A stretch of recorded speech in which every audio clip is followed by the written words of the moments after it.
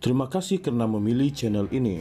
Sebelum kita mulakan video ini, sila pertimbangkan untuk menekan butang like, share dan subscribe dan aktifkan butang lonceng anda agar anda sentiasa mendapat info-info percuma pada setiap hari dari channel kami. Dan tinggalkan komen anda kerana komen anda amatlah dihargai. Terima kasih. Bekas Timbalan Presiden PKR Rafizi Ramli mendakwa Presiden PKR Anwar Ibrahim menengkingnya dalam tempoh kira-kira 20 minit ketika mesyuarat Majlis Pimpinan Pusat MPP parti itu sebelum pemilihan yang diadakan pada 23 Mei.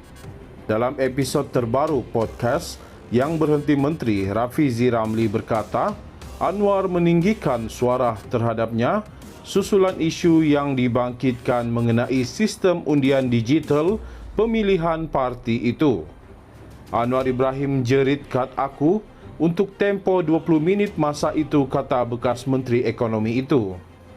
Ahli Parlimen Pandan itu berkata, dia menyuarakan rasa tidak puas hati terhadap aspek teknikal sistem pengundian termasuk kod sumber dan pelayan server yang menurutnya boleh dimanipulasi untuk memberi kelebihan kepada calon tertentu.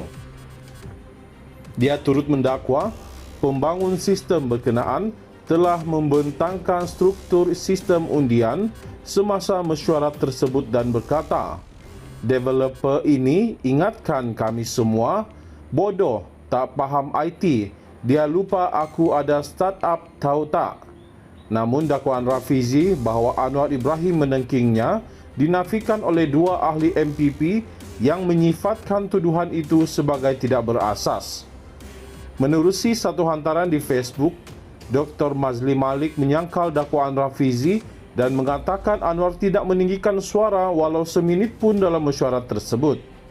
Mazli turut berkata majoriti ahli MPP lain yang hadir dalam mesyuarat itu menjadi saksi.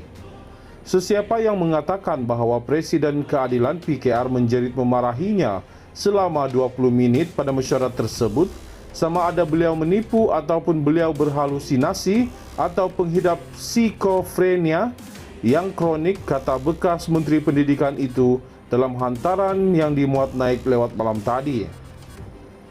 Perkara serupa turut disuarakan pengerusi PKR Perlis Nur Amin Ahmad yang menafikan dakwaan Rafizi dalam satu kenyataan ringkas di platform X. Saya pun hadir dalam mesyuarat itu, tak tahu pula ada gaduh besar, tak rasa ada setinggi suara sampai dekat setengah jam, katanya. Dalam pemilihan PKR yang lalu, Rafizi Ramli tewas kepada pencabarnya Nurul Izzah Anwar dalam usaha mempertahankan jawatan Timbalan Presiden PKR. Sebelum ini, jawatan kuasa pemilihan PKR turut menafikan dakwaan Rafizi bahawa ia gagal berfungsi dengan baik dalam menguruskan pemilihan peringkat cabang.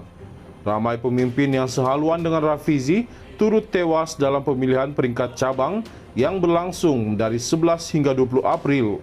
MPP kemudian menerima keputusan tersebut. Juru audit bebas yang ditugaskan menilai pemilihan peringkat cabang dan ranting PKR turut melaporkan bahawa sistem e-undi berfungsi dengan baik walaupun terdapat beberapa kelemahan perlu dibaiki.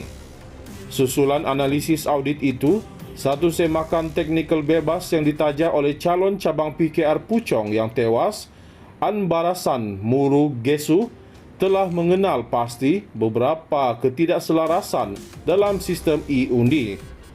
Semakan yang dijalankan oleh dua pakar IT itu mendapati laporan minoriti sebelum ini telah membangkitkan isu-isu tersebut dan menggesa agar ia diteliti dengan lebih menyeluruh, selain mengatakan audit rasmi telah memperkecilkan kepentingan isu-isu tersebut tanpa bukti dan justifikasi yang mencukupi. Bekas Timbalan Presiden PKR Rafizi Ramli mendakwa Presiden PKR Anwar Ibrahim menengkingnya dalam tempoh kira-kira 20 minit ketika mesyuarat Majlis Pimpinan Pusat MPP parti itu sebelum pemilihan yang diadakan pada 23 Mei. Dalam episod terbaru podcast Yang Berhenti Menteri, Rafizi Ramli berkata, Anwar meninggikan suara terhadapnya susulan isu yang dibangkitkan mengenai sistem undian digital pemilihan parti itu. Anwar Ibrahim jerit kat aku untuk tempoh 20 minit masa itu, kata bekas Menteri Ekonomi itu. Ahli Parlimen Pandan itu berkata, dia menyuarakan rasa tidak puas hati terhadap aspek teknikal sistem pengundian termasuk kod sumber dan pelayan server yang menurutnya boleh dimanipulasi untuk memberi kelebihan kepada calon tertentu. Dia turut mendakwa pembangun sistem berkenaan telah membentangkan struktur sistem undian semasa mesyuarat tersebut dan berkata, developer ini ingatkan kami semua, bodoh, tak faham IT, dia lupa aku ada startup, tahu tak? Namun dakwaan Rafizi bahawa Anwar Ibrahim menengkingnya dinafikan oleh dua ahli MPP yang menyifatkan tuduhan itu sebagai tidak berasas. Menerusi satu hantaran di Facebook, Dr. Mazli Malik menyangkal dakwaan Rafizi dan mengatakan Anwar tidak meninggikan suara walau seminit pun dalam mesyuarat tersebut. Mazli turut berkata majoriti ahli MPP lain yang hadir dalam mesyuarat itu menjadi saksi.